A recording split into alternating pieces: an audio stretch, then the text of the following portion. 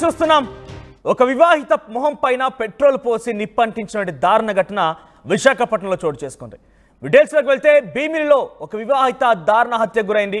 వెంకటలక్ష్మి అటువంటి ఆ మహిళ మొహం పైన పెట్రోల్ పోసి నిప్పంటించారు సహచర ఉద్యోగి క్రాంతికుమార్. అయితే వెంకటలక్ష్మితో కలిసి దివీస్ కంపెనీలో పనిచేస్తున్నాడు క్రాంతికుమార్. వివాహేతర సంబంధమే ఈ హత్యకు కారణమని తెలుస్తోంది. అయితే హత్యకు పెద్ద ఎత్తున ముందు నుంచి కూడా ప్లాన్ వేశాడు ఈ క్రాంతికుమార్ అంటే కూడా తెలుస్తోంది. ముఖ్యంగా విచారణ చేపట్టిన భీమిలి పోలీసులకి విస్తుపోయే విషయాలు బయటపడ్డాయి. ఇక్కడ చూడండి, కనిపిస్తున్న ఈ ఫోటోలో కనిపించే ఆవిడే వెంకటలక్ష్మి. దివీస్ కంపెనీలో పనిచేస్తోంది. సహచర ఉద్యోగి క్రాంతి కుమార్ ఈ యొక్క దారుణ హత్యకి పాల్పడ్డాడు. వీటన్నిటికీ కారణం వివాహేతర సంబంధమని తెలుస్తోంది. మొహం పైన పెట్రోల్ పోసి నిప్పంటించాడు. సో అక్కడ ఆ మహిళ ఎంతలా విలవిలాడిపోయి ఉంటుంది, ఎంతలా అరిచి గగ్గోలు పెట్టి ఉంటుంది అర్థం చేసుకోండి. భీమిలి ప్రదేశంలో చోటు చేసుకుని అక్కడ పోలీసులు తిరుగుతున్నటువంటి ఆ ప్రదేశమే అంతా. అక్కడ ఏదైతే ఈ దారుణ హత్యకు గురైందో ఆ హత్యకు గురైనటువంటి ప్రాంతం అంతా కూడా నిర్మానుష ప్రాంతంలో ఇదంతా జరిగినట్టు తెలుస్తోంది. దీనికి సంబంధించి మరిన్ని డీటెయిల్స్ మా ప్రతినిధి శివరామకృష్ణ అందిస్తారు. Sivaramakrishna, over to you.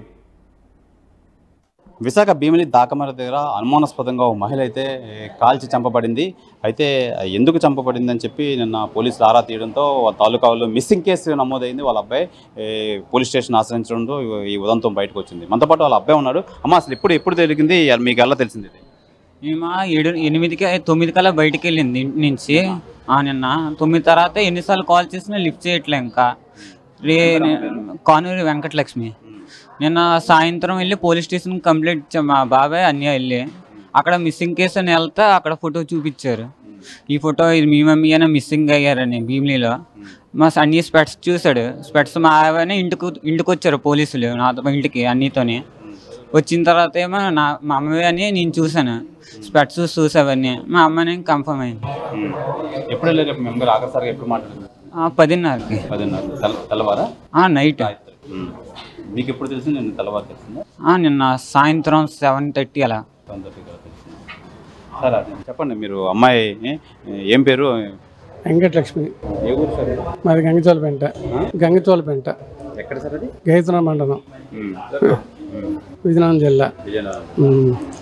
ఎప్పుడు మీ అమ్మాయి అల్లుడు అల్లుడు చనిపోయి చాలా రోజులు అయిందండి. 10 సంవత్సరాలు అయిపోయింది. మీరు ఇక్కడే ఉంటున్నారు? అమ్మాయి లేదు సార్, మేము గంగచోలపేంటలో ఉంటున్నాం. విషయం తెలిసిందా? విషయం తెలిసిందంత వచ్చినాం.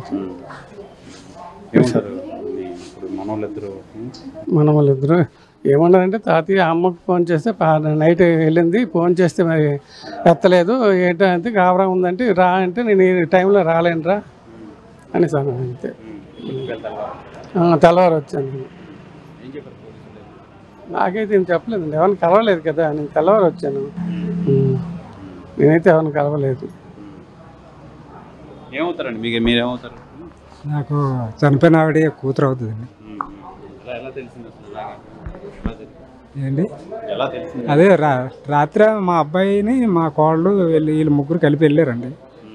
వెళ్ళిన తర్వాత పోలీస్ కంప్లైంట్ ఇచ్చారు. ఎవరికైనా తెలిసిందనమాట.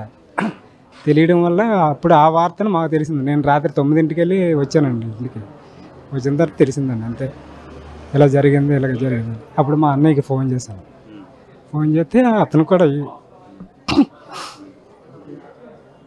అయితే మనతో పాటు వాళ్ళ అబ్బాయి ఎవరైతే ఉన్నారు. అమ్మ, ఇంట్లో ఎవరెవరు ఉంటారు, ఏంటి అసలు? మీ ఇంట్లో ముగ్గురు ఉంటాం. అన్య, నేను, అమ్మ. అంతే. ఏం చదువుతున్నాడు? అన్ని డిగ్రీ ఫస్ట్ ఇయర్. నేను 10th ఇప్పుడు ఈ సంవత్సరమే పాస్ అయ్యాను. ఇంటర్కి జాయిన్ అవుదాం దగ్గరలో ఉన్నాం. బాగానే చూసుకుంటారు. ఎక్కడ అదే ఊరు బాగా గుర్తుంటే ఊరికి వెళ్తానని చెప్పారు. వచ్చేస్తున్నా రేపు అంటే రేపటి నిన్న సాయంత్రం 8 కల్లా వస్తాను అన్నారు.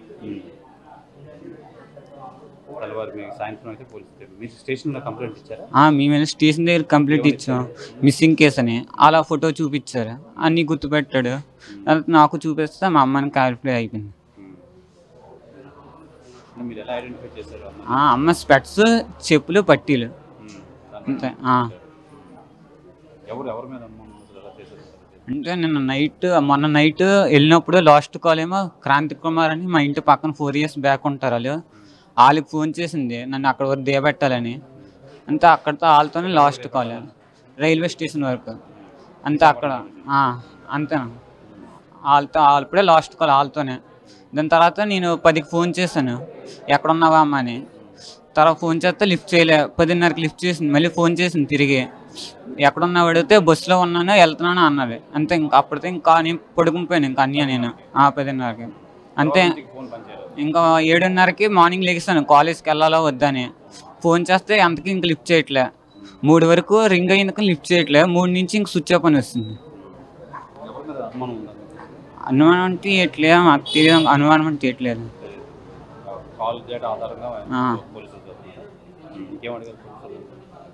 గేట్ అడగలేదు, ఒకటే అడిగారు అంతే. ఎలా లాస్ట్ ఏట్ అయింది ఇవన్నీ అంతే, సేమ్ ఇవి అడిగారు. కానూరు వెంకటలక్ష్మి. ఇది కానూరు వెంకటలక్ష్మి ఈ మారికి వలస, విశాఖ మధురవాడ వద్ద మారికి వలస అయితే 2 కొడుకులతో అయితే ఉన్నారు. పెద్ద కొడుకు డిగ్రీ చదువుతున్నారు, చిన్న కొడుకు ఇంటర్ కంప్లీట్ అయితే చేయడం అయితే జరిగింది.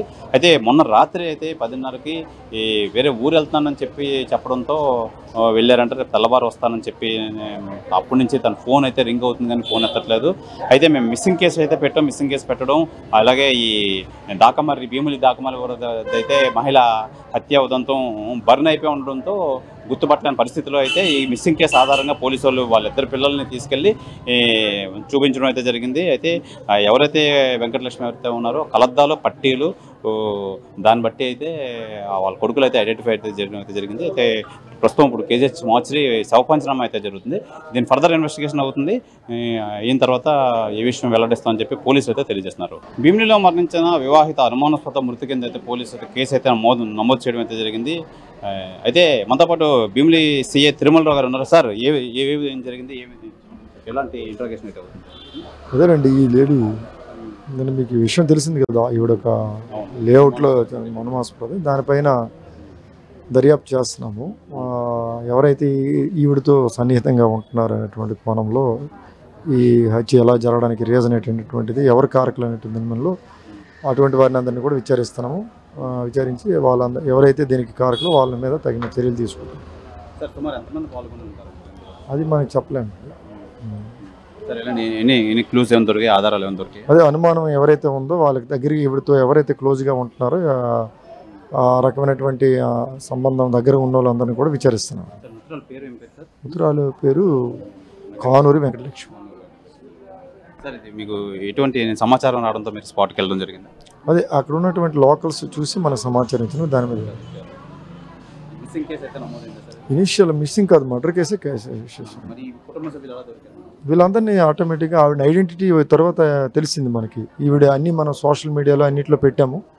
సో అక్కడ ఉన్నటువంటి ఈవిడకి వాడే కలద్దాలు, డ్రెస్సు, ఈవిడ వేసుకున్న చెప్పులు, బిలాంగింగ్స్ అన్నిటినీ కూడా మనము వెళ్ళడం వల్ల ఈ మిస్సింగ్ అయినటువంటి వీళ్ళ మదర్ రాకపోవడం, ఇంటికి వీళ్ళు పోలీస్ స్టేషన్కి రావడం, ఇవి చూసి వచ్చిన తర్వాత మనకి చెప్పడం, ఇవన్నీ వాళ్ళు చూపిస్తే వాళ్ళు వాళ్ళ మదర్గా పిల్లలు వాళ్ళ ముందుగా ఐడెంటిఫై చేశారు వాళ్ళ అమ్మగారిని. దానిపైన మనం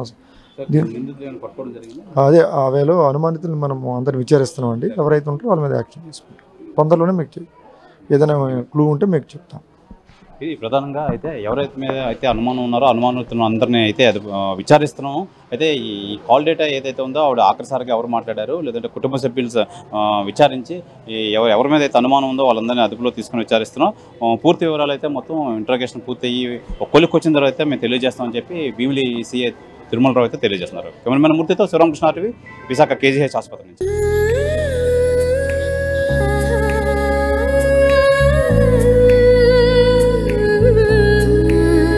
Gokulam Signature Jewels.